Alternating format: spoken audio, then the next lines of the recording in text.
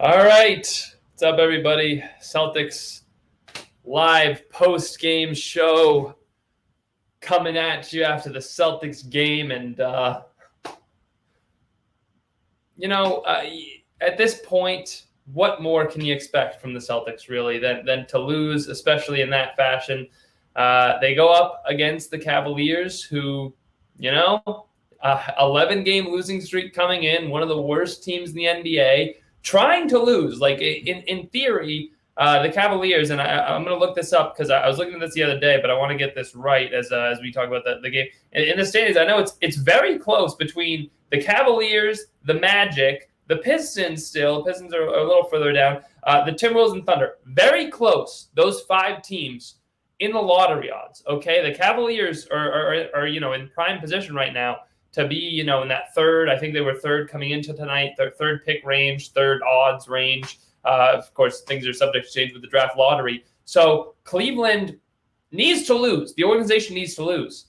And they've been doing a good job of it lately.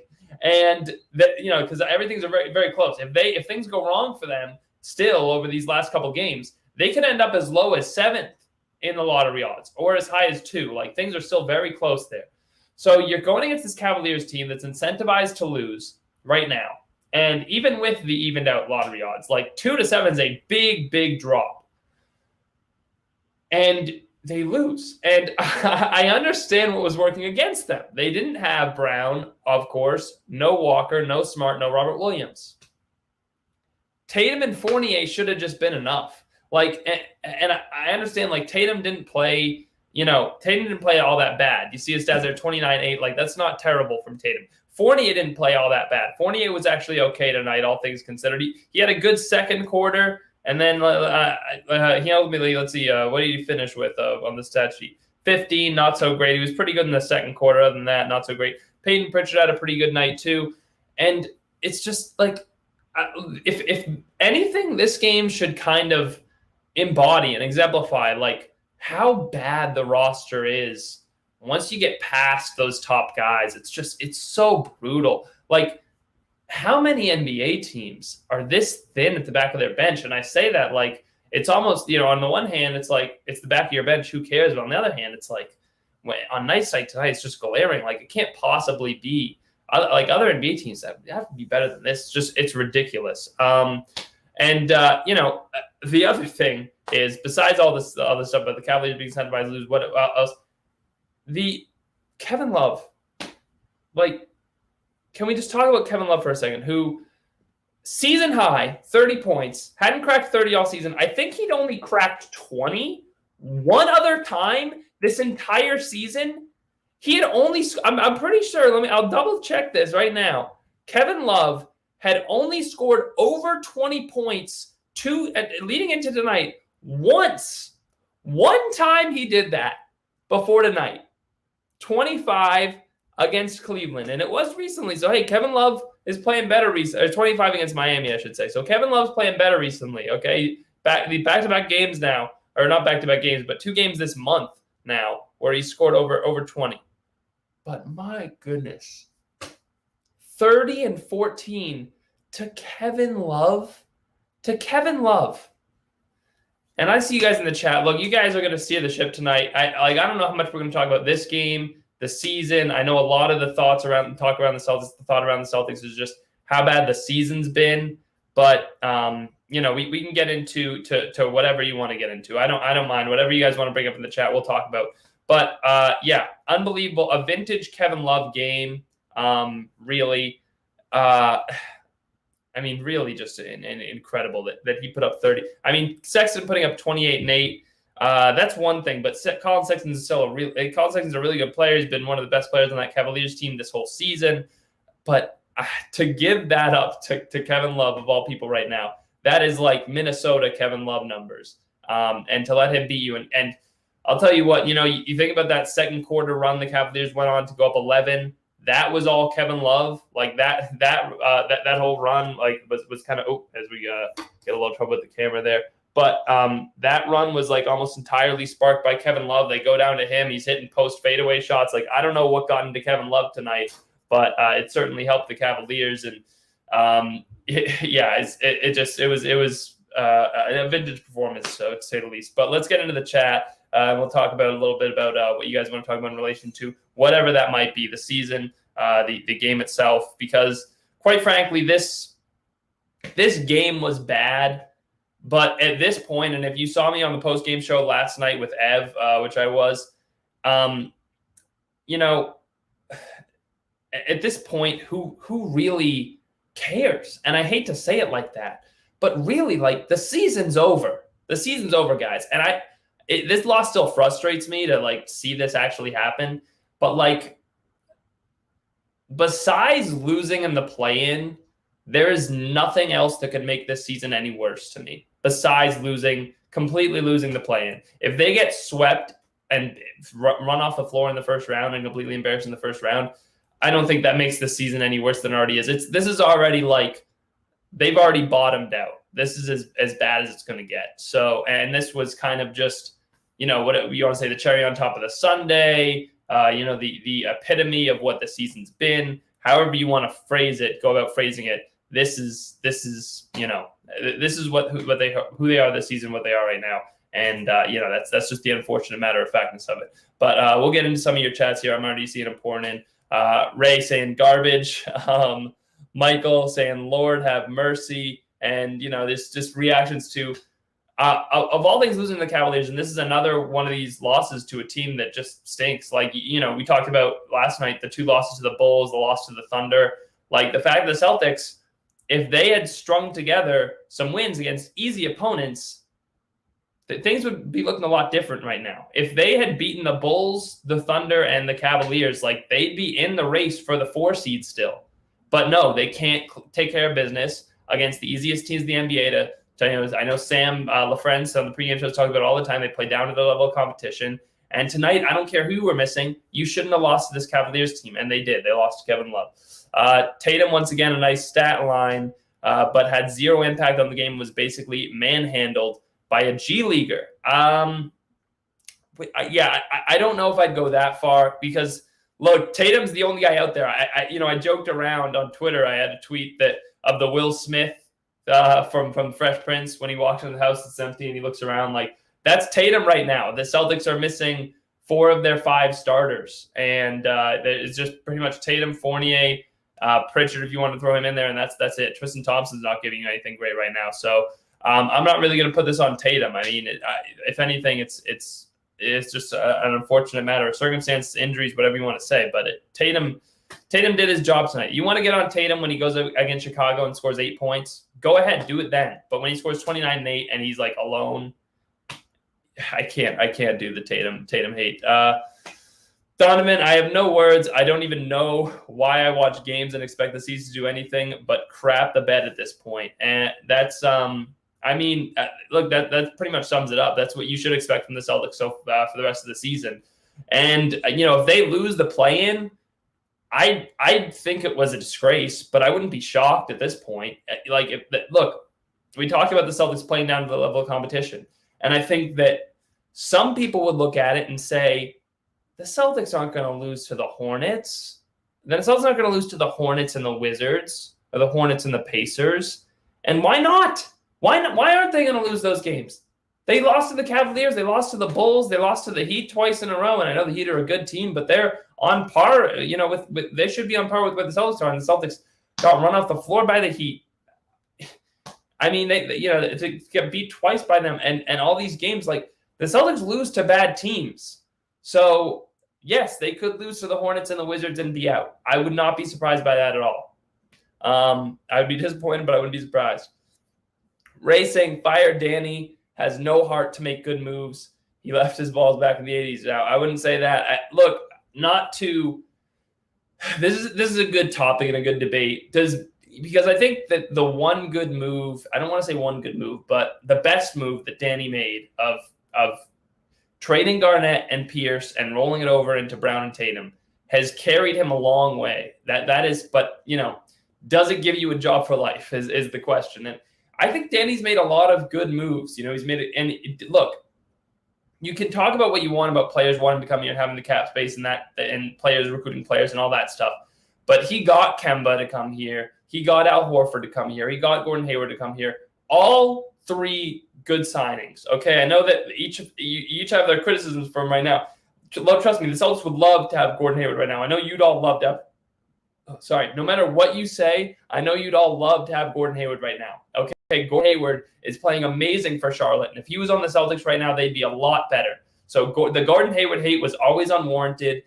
He came back last season, shot great, like 17 points per game on 50% shooting. Amazing as a fourth option, and he comes out in Charlotte and proves it even more how good he is. So Gordon Hayward was a great player. Still should have, people should still want him on this team. Kemba Walker made the All-Star team last year. Has still been really effective here. Yeah, he's dealing with the knee stuff. Hopefully, maybe with a long offseason, which he didn't have last season. Only had 2 months really off, and he had that extra month. Maybe with a long offseason this year, that'll help him for next season. And Al Horford, of course, an All-Star in Boston as well. Like, all three of those guys, good signs. So you have to give Danny credit for that. You can't just not give him credit for that. The drafting skills to draft Tatum and Brown, I know they're both third overall picks, but third overall picks bust all the time.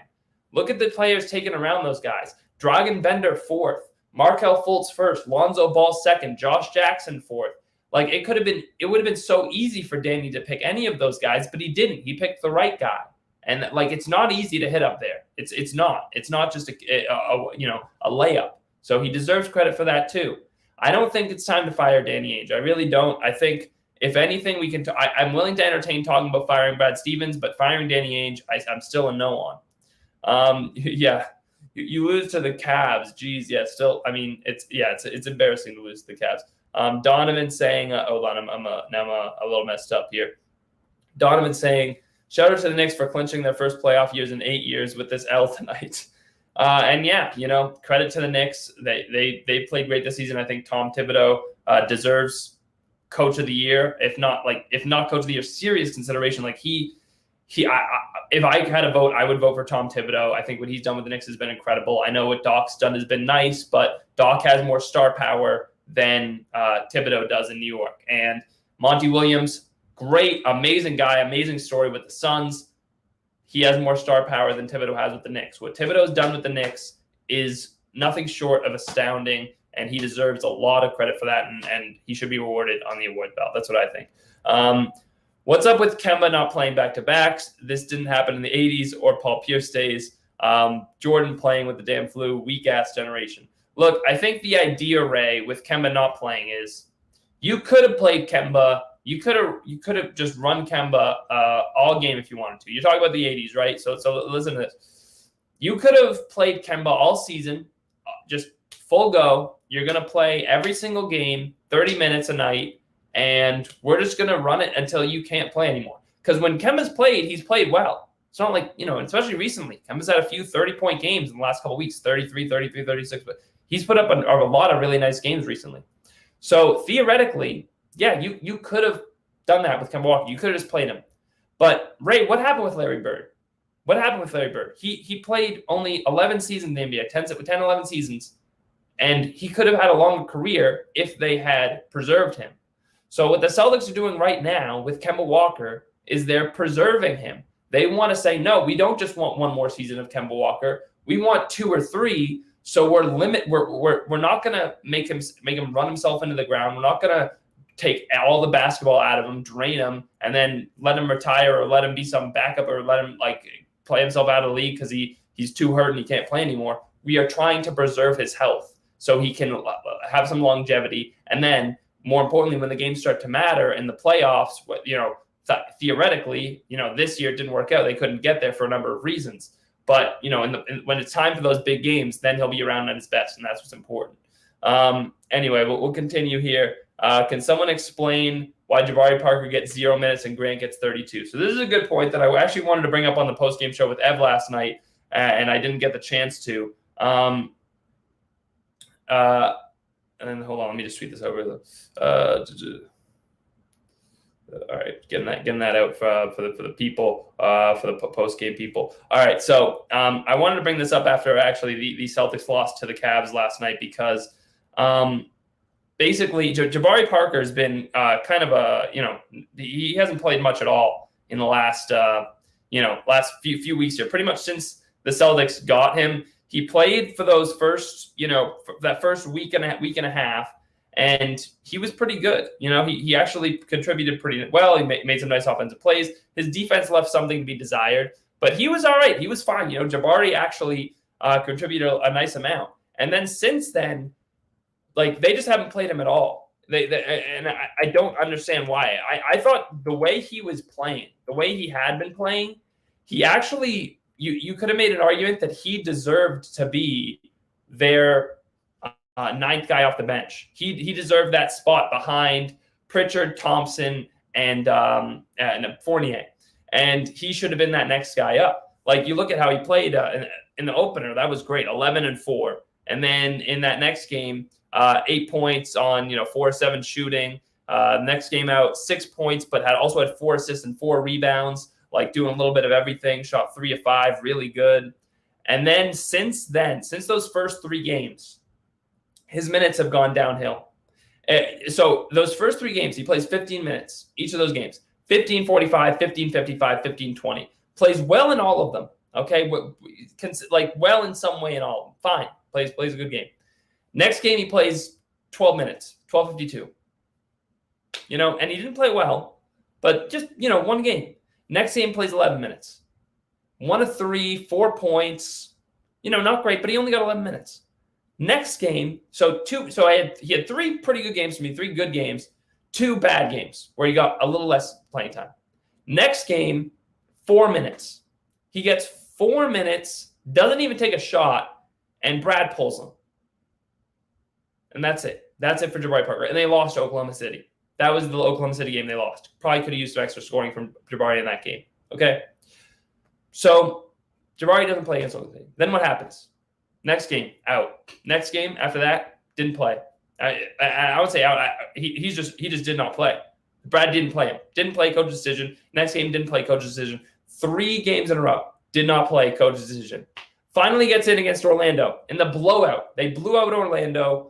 Jabari gets in, shoots 1 of 2, 8 minutes, and that was it. The blowout win, garbage time, whatever.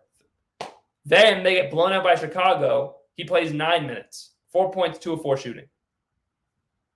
And he hasn't played since. So Jabari had one of those games where even though his shooting numbers aren't great, I think it was against, if I remember, I think it was against Chicago where he had how many turnovers did he have? Just the one, but he looked pretty sloppy against Chicago. He was missing defensive rotations. He didn't look good when they put him out there against Chicago. But even still, I don't get why they're not playing him as pretty much at all. It just doesn't make sense that he should be getting more run, especially with the injuries they're suffering and the injuries they were staying tonight. I don't understand why Jabari wasn't out there. He's shooting 53% from the field with the Celtics, 53%. So I don't understand it. I don't know why Jabari's not out there. He really should be. Yep. So, and then Phil, you're saying same stuff, same results, different game. Pretty much with the Cavaliers, just a little more embarrassing that it happened against Cleveland of all teams. Ray, you're saying Kevin Love is 56 years old and we let him put up 30. It's ridiculous. And it's not even so much that Kevin Love's old. Kevin Love's not that old. He's, he's probably 33, if I had to guess off the top of my head right now. 32, he's turning 33 in 3 months. So Kevin Love, 32 years old, but he's not that old. But the point is he's washed. I mean, he hasn't been good in a while. Kevin Love, his last All-Star appearance was when LeBron was still in town? 2018. 3 straight seasons without an All-Star appearance. He's barely played. This season, only 24 games. In 2018-19, he only played 21. And played a decent amount last year. But I mean, this season, almost a career low in points per game. His second only to his rookie season. So it's been. I bet he's a career low in rebounds. Yeah, that's by far his career low in rebounds per game. To career low in blocks per game. It's just been bad for Kevin Love. And Kevin Love was never a shot blocker, but as a power forward, Kevin Love is averaging 0.1 blocks per game. 0.1. Just if that doesn't show, this guy just can't do anything anymore. And yeah, they let him put up 30 and 14. And he was hitting some good shots. He hit that turnaround in the second quarter over Tatum. That was just a good shot. But yeah, to let Kevin Love go off, it's of all people. Ray says, I'm going for the Knicks the rest of the way. I don't blame you. It's a fun story, fun team to root for. Julius Randle's had a great season, so I don't even blame you for that. And I know some people will get mad at the bandwagon thing. Personally, I love the NBA. I love watching the NBA. I love watching the Celtics too. But if you love the NBA and you want to, still care and watch NBA basketball, I don't care if you root for another team during the playoffs when the Celtics aren't in contention. If it's the best team, if you're just going to say, well, I'm going to root for, I don't know, the Sixers, that's a little much. But there's no clear-cut team this year, especially with the way the Lakers have been down and the Clippers haven't really solidified themselves as that. And it's the Suns and the Jazz. And but if it's the Nets, that's the one. Maybe that's the one that you really can't root for. But either way, I don't blame you guys for having rooting interest. I think it makes it more fun. So if you want to pick a team and have a rooting interest in them in the playoffs, I say go for it. Donovan, can we even beat the Hornets in the play-in at this point? This is a point I brought up earlier. Was it wouldn't surprise me. If they can't beat the Cavaliers, why should we have any faith that they're going to beat the Hornets and the Wizards in the play-in, or the Hornets and the Pacers, or whoever it ends up being? And to further that point, if it ends up, I know people are going to be like, well, a bunch of people were missing tonight. Well, it was the Cavaliers, so yeah, you're getting people back, but you're playing a little bit of a better team. And by the way, when you had closer to everybody healthy, not quite, but close to everybody healthy, you still lost to the Bulls twice. You lost to the Thunder, and Thunder, everybody wasn't healthy, but it's embarrassing to lose to teams like that. And so it would not surprise me. And everybody's not going to be healthy against the Hornets and we'll just say the Wizards. So there's really not a lot of reason to have faith in that. Ray saying, you're right, Tim just saying the guy has no help. He doesn't. He really doesn't right now. I mean, look, you look down the bench and it's just Tremont Waters is starting tonight, and it's like, my goodness, Tremont Waters. And I don't know. Can we talk about what is the obsession with Tremont Waters? And I understand, he hustles, he has some grit to him. That's great. Peyton Pritchard is better. He is better. So why is Tremont Waters starting over Peyton Pritchard? Can someone explain that to me? That doesn't make any sense whatsoever, that Tremont Waters is starting over Peyton Pritchard. And whenever, Kemba is, getting the opportunity. So tonight was his third start. How many starts does Pritchard have? It's not been too often, but there are these moments now where, how does Tremont Waters of all people have 3 starts and Pritchard has 2? So there it is. Tremont Waters this season has 3 starts and Pritchard has 2. Can someone explain that to me, please? Why? Why on God's green earth does Tremont Waters have more starts than Peyton Pritchard when they've both been healthy for these games? It makes no sense. And that's why, that it's a small part of why, but it's, I'm really starting to come around on this Brad Stevens stuff, man, of this fire Brad Stevens stuff. Because what is that? What is that? And, I do think a new voice would help. And if you want to hear more about that, there's another video on the Guy Boston Sports YouTube channel about who the next coach of the Celtics could be. I encourage you guys to watch that because we have a bigger discussion about Brad Stevens there and what our feelings on him. Me and Ev and I both talked about it. But my goodness, I mean, I don't understand the Tremont Waters over Peyton Pritchard thing. It doesn't make any sense. Again, Tremont Waters, 3 starts, Pritchard 2. Pritchard is the better player. He's playing for you more consistently. He's played more minutes this season. He's played great as a rookie, especially from where he was picked. He's second all time in 3-point percentage for your entire franchise. Okay, he's only behind one guy. I'm not going to say who it is because that lessens the point. But he's a great 3-point shooter. Why is he not playing? Bench scoring? It makes no sense. Pritchard is better. Tremont Waters isn't even an NBA player. He's a 2-way player. He's a G leaguer. Why is he starting over Pritchard? It makes no sense. All right, Phil. Not surprised by this result. They play with no passion, grit, or Celtic pride. And that's been the case for a while. But tonight, I'll tell you what, I don't blame Tatum, at least. They're done. The season's over. Like I said, at this point, it doesn't matter. Whatever happens doesn't matter. The season is over already. Okay? But you can at least say, these guys that are getting the opportunity, these Tremont Waters, okay, the Evan Fournier, who's an impending free agent and, is trying to get paid, and Tristan Thompson and Aaron Nesmith, there's young guys, Carson, there's young guys who should be trying to make a name for themselves, trying to carve out a role for the future, trying to do things like that, playing hard, playing with pride, playing with grit, passion, all this stuff. There are people on this team that should be grinding to make a name for themselves in the NBA, if not with the Celtics, with somebody else. And Fournier should be playing hard to try to get paid. And they're not. I get giving up, honestly. And this is going to sound stupid and dumb and what? But at this point, yeah, you know what? Give up, because it's over anyway. A week ago, 2 weeks ago, I get on them. If they were lagging, if they were lacking, if they were, not trying, yeah, I'd get on them because they still had a shot at the 4 seed. Now, sure, why not? It's one of the worst seasons they've had in a long, long time. And Tatum played well tonight, but if he did give up, I couldn't possibly blame him because I've given up too. All right, Steven saying Tatum was 11 for 26, 1 of 6 from 3. He got a bunch of garbage points when the game was decided. I don't know. That's not entirely true, Steven. He got a few garbage time points when the game was decided, but not a ton. He was still up over 20 at that point. So he's still well over his season average with 29. I know we're all expecting Tatum to go for 40 and 50 now, but that's not what he's averaging. So he was still, on par with his season averages. And 1 for 6 from 3 is pretty bad, but 11 for 26 from the field is fine. That's a fine shooting percentage. It's an absolutely fine field goal percentage. It's not bad at all. So I again, this isn't the night to get on Tatum to me. Tatum played fine tonight. This isn't about Tatum. I'm not going to rag on Tatum for this performance. Again, you want to do it when he's playing the Bulls and scores 8 points. That's the I'm to do it. Now, I'm not going to do it tonight. Fab saying, about 20 games ago, I realized we weren't contenders, watched the games without expectations, held true to the rest of the way.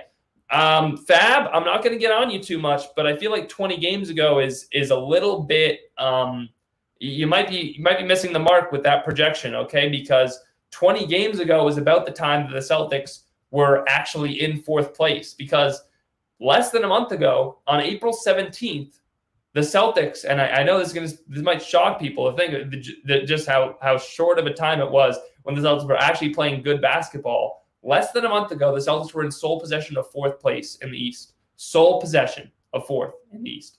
Less than a month. It was on April 17th.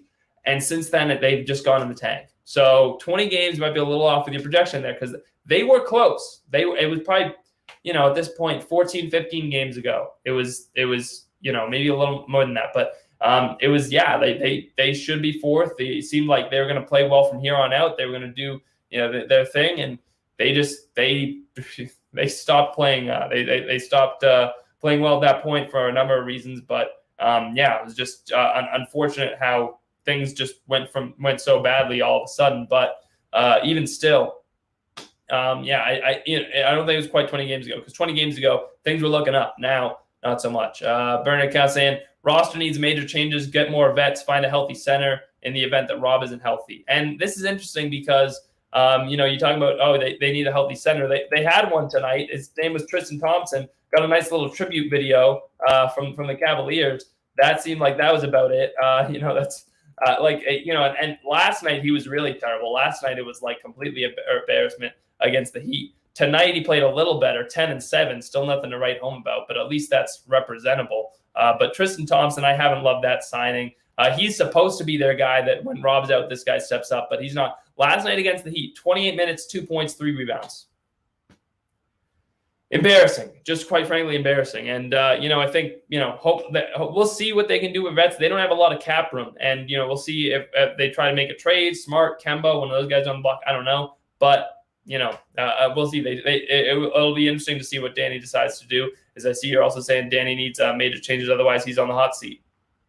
I think that's more fair. I'm not going to talk firing Danny now. But if you want to talk, I think he's got a little more leeway. To me, I think if Danny fires Brad and then brings in a new coach, then the clock starts ticking. Then it's like, okay, if this guy doesn't work out, we're going to have to start talking about firing Danny Ainge, because this is your next year, your next coach, your next shot, and then from then on, we'll see where that goes from there. So I think that's fair. Danny deserves at least one more coach before you kick you kick him to the curb. Sweaty saying, I can't believe every team on a big losing streak finally cracks a win against the C's. LOL, pathetic. And I know you're making reference to the Thunder there. Yeah, the Thunder snapped their big losing streak again. I think their losing streak was like 14 or 11 or something crazy, 10. I don't know what it was. It was double digits. And then tonight, the Cavaliers are on an 11-game losing streak, and boom, they beat the Celtics. And it's just crazy because those teams are losing by design. They're designed to lose. like, it's not something of what, like, these teams are, I'm sure the players want to win, but the organizations are actively trying to lose. This is their goal, and they are beating you. What does that say? It's just disgusting. We're not beating the Hornets. No way. Sorry to say it. We lose to the Bulls, Cavs, OKC, Wolves. We lose so many bad teams. And look, I don't blame you for feeling that way. I wouldn't say there's no way, but again, I wouldn't be surprised if it happened. At this point, I don't know how anyone could be with the way this team's been falling apart so far. Do we know the players are listening to Brad? No, we don't. Listen, a lot of the stuff that people have been telling you about Brad this, Brad that, all this stuff going on behind the scenes, it's all speculative. We don't know what's going on, but I don't know how, I don't know how you can't fire Brad at this point, because there are a lot of things that you look at in relation to this team and say, well, that's coaching. Defense, well, that's coaching. And I know some people might disagree. A lot of defense is coaching. Look at the Knicks. And I brought this up on one of the recent streams. The Knicks last year were 23rd in defensive efficiency. They brought back mostly the same team. Like, Alfred Payton's their starting point guard. He was there last year. RJ Barrett was there last year. He was starting. Julius Randle was there last year. He was starting. Reggie Bullock was there last year. He was starting. And Mitchell Robinson was there last year. He was starting. Okay? All those guys came back and are playing big minutes. It's the same guys, but they went from 23rd in defensive efficiency to 3rd. That's the Tom Thibodeau effect. That is Tom Thibodeau.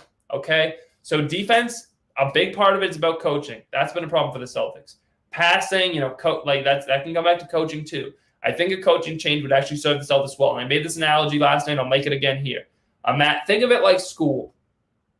If you had one, and some people were homeschooled, so this analogy doesn't work for homeschool people. Homeschool people, go away. If you were in school and you had one teacher for your entire schooling experience, do you think you'd have a good learning experience? Do you think you'd have a good education?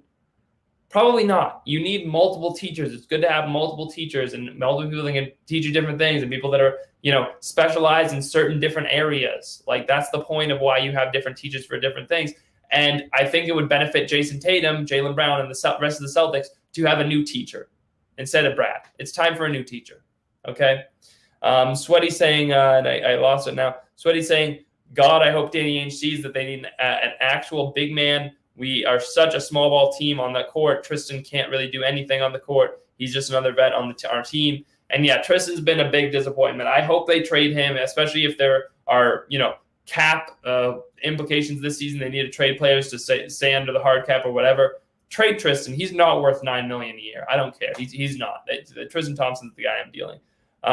Let's see. We need a big man, and it's serious at this point. Yeah, they really do. Going back to that other point. Danny Ainge got to stop wasting roster spots on useless picks.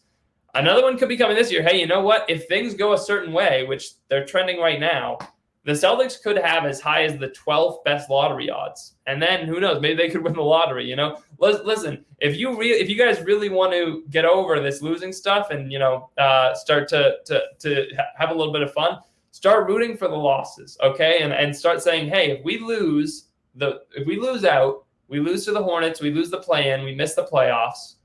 Then, if the Spurs make the playoffs, we can get the 12th lottery odds. And then with the even out lottery odds, maybe we can jump up. Maybe we can get Cade Cunningham, okay? So start doing that. Tank is on for the Celtics. Watch out, Pistons, all right? The Celtics are coming for that tank, and they're coming for them one pick, and they're coming for Cade Cunningham, okay? Or Jalen Suggs, whoever you want, Root for the tank at this point. Go ahead and do it. Yes, we need vets. We have our stars. Now you're talking about the vets. I can't stand Danny Ainge. Wow, that's harsh. That's harsh, Sweaty, to say he's the biggest idiot. Again, I think I'm way more apt to entertain the idea of trading or firing Brad than firing Danny Ainge right now. So I wouldn't go that far. Good moves and bad moves from Ainge, but he's overcomplicating roster construction. Here's my theory, and this is our Game Center. All right, Game Center has a long theory. What is this? Okay, all right. I don't know if I want to put this up. Let me see this. Do I want to pull this up? Whatever. All right, we'll go with it. Patriots schedule was released today, so we'll go with this. Patriots lost on purpose last year. Onside kick for no reason against Buffalo. I don't think they lost on purpose against Buffalo, but that's fine. Celtics doing the same thing. Franchise looked it over, said we have no fans, wasn't worth it, so just lay low and not major risk injuries and come out strong for next year. This theory is actually not bad. I don't know about the whole Patriots they tie in, but the idea of they just said, you know what, we're too injured. Kemba is too injured. Rob is too injured. Jalen is too injured. We don't want to potentially risk having them be even more injured next season. We don't want to risk, running them this season. Let's do everything we can to stay out of the play-in, get the 5 seed, fight against the Hawks, beat them, then go against the Sixers. All for what? You're not winning the championship this year. So, hey, you know what? Pack it in and, pull back and gear up to go at it hard next year. That wouldn't be the worst strategy to me. And I think part of me thinks that I hope that's what they're doing, because if they are, that there's actually reason to be optimistic about next year. Saying Patriots haven't played, so we don't know how they'll look. I think it was responding to the Patriots thing. Talking about last year. Yeah, you guys are just having a little back and forth in the chat. We were up and down all season and could not run with the big boys or anyone. It's disappointing. I should bet on Minnesota beating the Celtics the way. I wouldn't feel so depressed after. Hey, you know what? You might as well. Again, root for the picks. Root for them to get that number 1 pick now. That's all you have. Danny Ainge's not the biggest idiot. I'm just really mad after this game. I don't blame you. And Game Center saying it's not a crazy theory, but the Celtics, hey, I hope they're losing on purpose, because if so, they can get that 12th, at least the 12th pick or the 30th pick, whatever, get higher lottery odds, and maybe, I don't know, jump up, and I know people would hate it. I know you guys are already talking about, Danny Ainge, where is it? Wasting the roster on useless draft picks. That one. Here it is from maybe a burner account. He's got to stop wasting the roster spots on useless draft picks. Hey, I'll take another useless draft pick. Sign me up for another useless draft pick. I don't care. Just keep going after it. Hey, you heard all this stuff about the Celtics wanted Halliburton, the Celtics wanted Hero, but they couldn't because they were 14th. Those guys went 12th and 13th. Get up to 12th. That's where the magic happens. That's where you can get your guy, okay? That's where you can get that special guy, hopefully. And if they can pull it off that's great. And if they can jump up, even better. Get me Cade Cunningham. Get me Jalen Suggs. Get me whoever you want. I'll take them. Get me Evan Mobley. Get me somebody. That's what I'm rooting for at this point. But we'll end on this.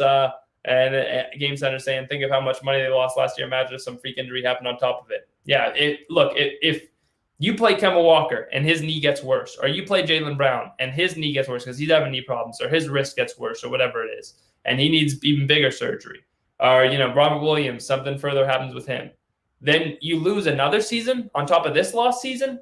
This season's already down the tubes. You want to lose next season too? No. So, you know what? I'm all in. Pack it in. Play Romeo. For the play-in games, I want you to start Carson Edwards, Evan Fournier, Romeo Langford, Tristan Thompson, and Grant Williams. That's what I want for the plan, because Evan Fournier, I'll tell you what, if you pack it in, he's not re-signing. So throw him out there. Who cares? Pack it in. Pack it in. All right? That's my new take on the Celtics. Time to pack it in. Time to give up. Hey, that's the type of season it's been. I never thought I'd say that in relation to the Celtics, but it is time to give up. And on that note, it's time for me to end this stream and give up on this stream. Thank you guys for tuning in and talking Celtics, even though it was a depressing talk. Go ahead and subscribe to the YouTube channel. More giveaways coming soon. You can follow me on Twitter at @KJDoyle. If you want, I posted a video on the Celtics that's a little more optimistic earlier today. I had a lot of my other feelings about that. Just tough to be optimistic after a loss like that. So if you want to check that out, go ahead and do that. And again, you can follow me on Twitter. Check out some of the stuff I posted today. There's some good stuff today, not to brag, but that's going to do it for this stream, guys. So thank you for tuning in.